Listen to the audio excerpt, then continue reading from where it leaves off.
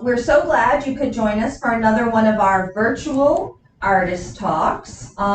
We have been speaking with artists whose work is in the present exhibition in our main gallery. The exhibition is entitled March through July 2020 Artistic Reflections, and the over 80 pieces of work were all created by artists during that period of time. The exhibition is only going to be with us for one more week, so we are open. We are exercising all safety precautions. We do ask that you wear a mask in the building, but we will do everything in our power to keep you safe. So please come down and check out this remarkable work. Now, we have a treat today. With us is Dr. Eva Kubinsky, who is a member of our Clay Guild, a remarkable group of artists who, through volunteer management, run our clay studio. And this is a group, when I arrived, that was maybe 15 artists, and now I would guess there are probably 60 artists in the Clay Guild. Welcome, Eva. How are you today? I'm good. Thank you, Hyla. I'm happy to be here. Oh, we're so glad. Now, what I've done is I have gone and taken your artwork out of the exhibit downstairs. We were very careful carrying it upstairs here.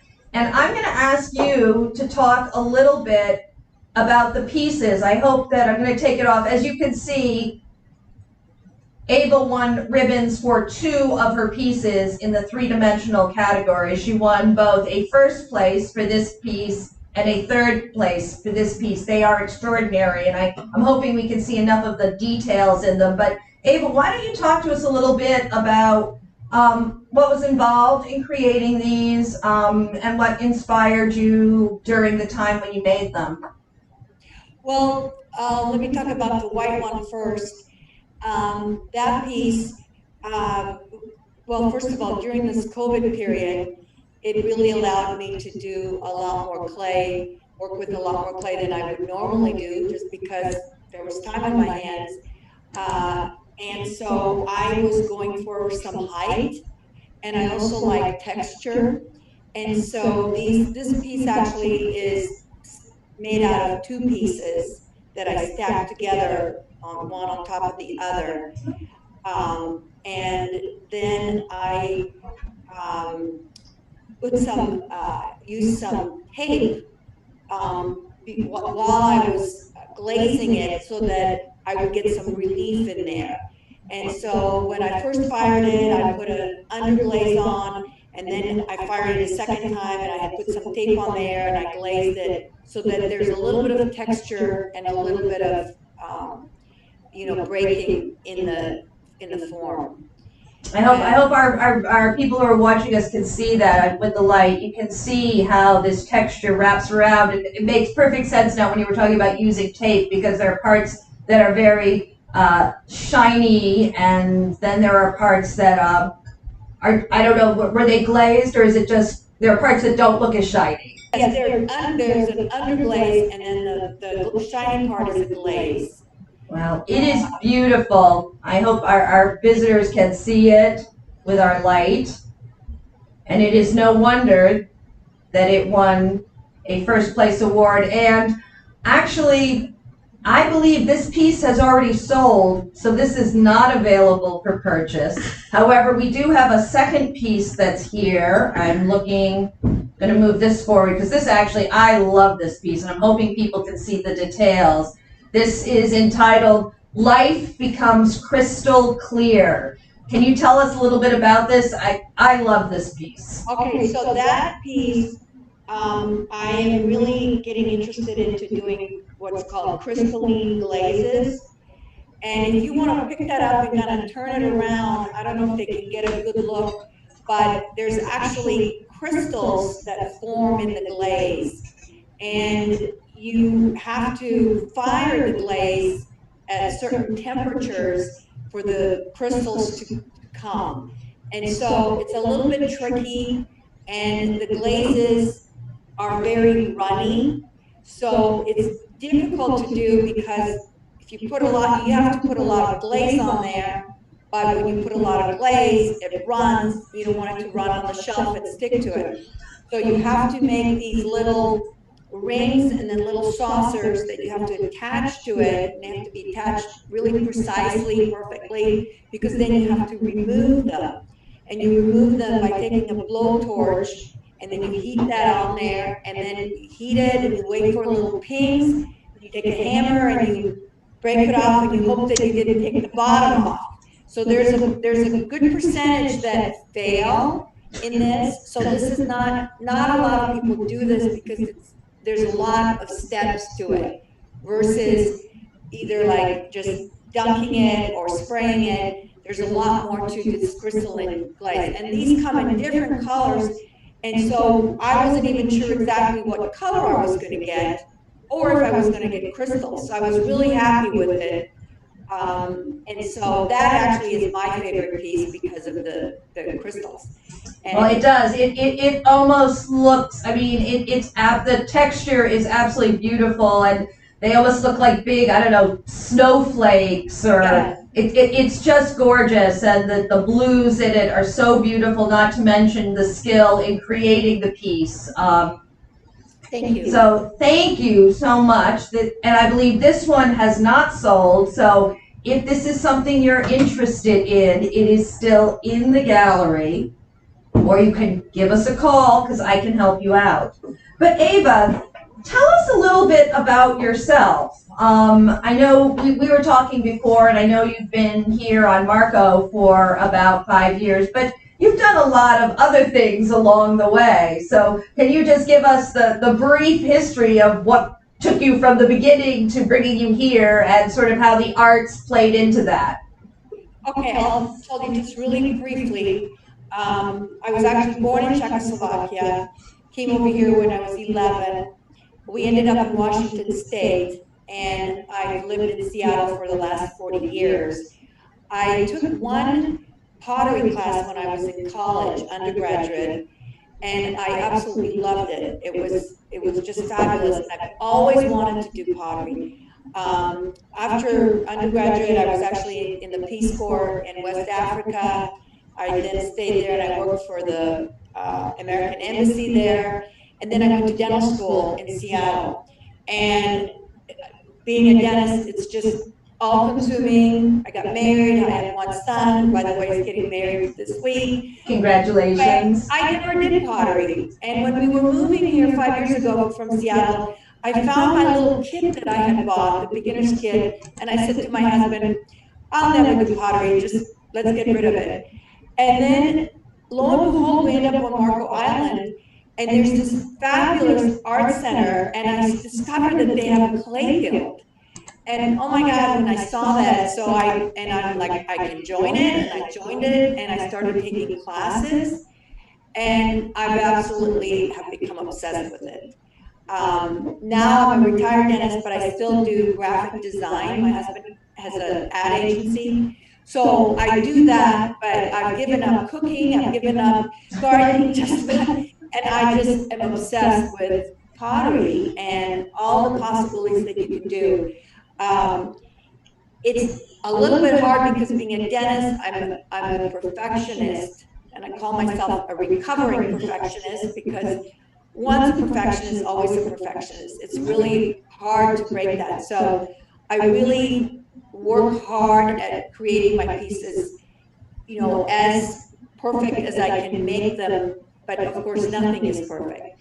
I would imagine with your training, though, with manual dexterity, I know that there's a dentist in town who works in metal, that would give you a leg up in terms of how you're able to work with the clay and the materials. Maybe a little bit. I know one tip is you always, even as a dentist, you always have to have a finger rest, a finger hold, so you always are supported so that your hand is steady. But I always have loved working with my hands, so this is just perfect for me. I just love doing this. And this is such a great place here, the Art Center and the Clay Guild. I mean, who would have thought that in a little place like Marco Island that we would have such an amazing place? So I am just thrilled with it. Thank you for those kind words. And no, we didn't ask her to say that. That was from the heart. So, but it's totally true. Well, I really appreciate that because, of course, we always want people to think that we are their art family and this is their art home. Now, the last thing I want to ask you, because we sort of have done the arc of how you have come to work in clay, and your pieces are lovely, and there are more. I'm assuming, do we have anything in our gift gallery that's yours, Eva, at this time? Not this time, but I'm bringing some pieces in. Excellent.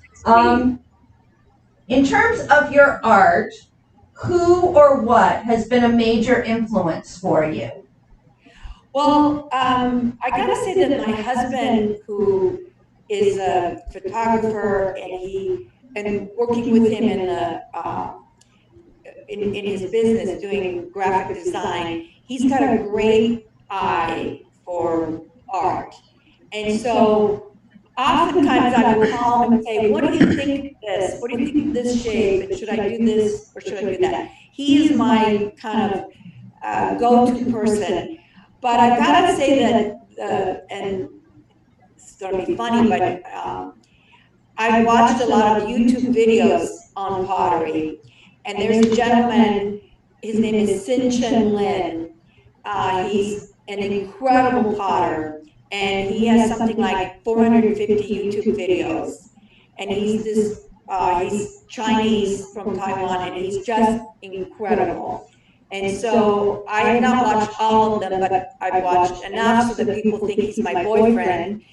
And so I really follow the way he throws, and I watched his videos, I stopped them, I took screenshots, and then I would print those out, and then I would practice the way he throws. So I would say that he was the biggest influence in the way that I throw. And also he's very, very precise, and that's kind of what I like. I'm not one of these kind of free-flowing, which I strive for that sometimes, but I'm very, very kind of precise type of a person. Well, I think it's worked out in your work. For all that, as you said, part of the beauty here, you didn't know what it would look like necessarily until it was fired, and part of the magic happened just because of it was laid out and the blowtorch didn't take the bottom off. I didn't know you guys were using blowtorches down there. I'm a little nervous. Got to check with the insurance people. Yeah. But I'm sure we're very careful with those blowtorches. Very careful. Well, actually, I do that at home, so not to worry. Okay, so thank you. Feeling much better about that. Yes. Well, again, there was one last, I normally wrap up with this, but I have to know another one of your accomplishments in the work that you've done. You said your son is getting married, and there's something special you've made for that rehearsal dinner. What would that be? Well, for the rehearsal dinner back in May when it was supposed to be, and it was going to be something like over 100 people, I made 50 bud vases, over 50, that are about 6 inches high. They're all white, but they all have different textures, different, lines and different little dots on them. So now it's much smaller, but this week, tomorrow, we're going up there and I'm carrying 25 of them for the rehearsal dinner. And then they're going to be also used at the wedding. And then they're going to be gifts for the people to take home. So I'm really happy to have done that. Well, that will certainly be something for them to treasure.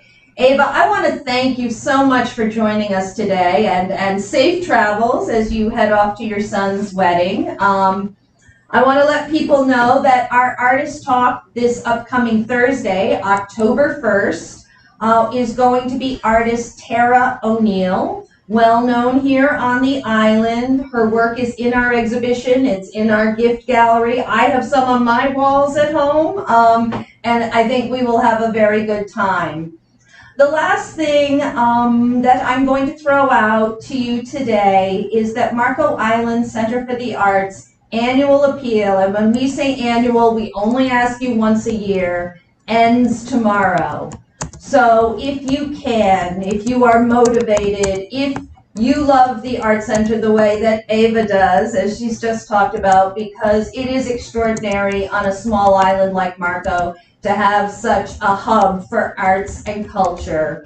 We would welcome any and all, whatever the size, donation. It's clearly been a bit of a challenge this year, but we know that after 50 years of bringing art to Marco and beyond, that we will survive these challenging times and move forward to thrive, but we can do so with your help.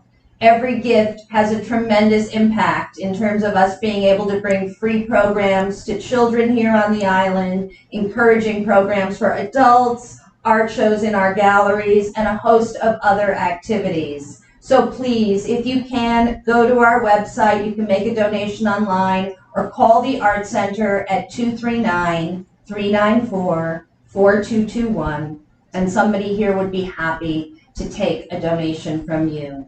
So we're going to wrap it up for today. Eva, again, thank you very much for being on with us today, and I will see everybody